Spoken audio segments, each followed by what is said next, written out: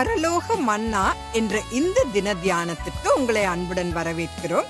இன்றைய தியானம் உங்களுக்கு ஆவிக்குரிய ரீதியில் ஆசீர்வாதமாக இருப்பதாக. 2 தெசலோனிக்கேயர் இயேசு கிறிஸ்து விரைவில் திரும்பி வருவதை வலியுறுத்த எழுதப்பட்டது.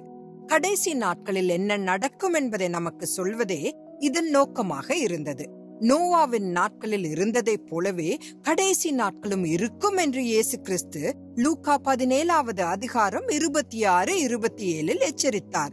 இந்த யுகம் முடிவுக்கு வரப்போகிறது என்றும் அவர் விரைவில் திரும்பி வருவார் என்றும் யாரும் உண்மையிலேயே கவலைப்பட மாட்டார்கள் என்று இயேசு கிறிஸ்து கூறியிருக்கிறார். கடைசி காலத்தில் சத்தியத்தை விசுவாசியாமல் அநீதியில் பிரியப்படுகிற யாவரும் ஆக்கினைக்குள்ளாக்கப்படும் படிக்கு பொய்யை விசுவாசிக்கத்தக்கதாக கொடிய வஞ்சகத்தை தேவன் அவர்களுக்கு அனுப்புவார் என்று அப்போஸ்தலன் பவுல் எழுதுகிறார். 2 தெசலோனிக்கேயர் 2வது அதிகாரம் 11-12 வசனங்கள். இது வஞ்சிக்கிறவனாகிய சாத்தானால் அல்ல, கர்த்தராலேயே அனுப்பப்பட்ட வஞ்சகத்தை குறிக்கிறது.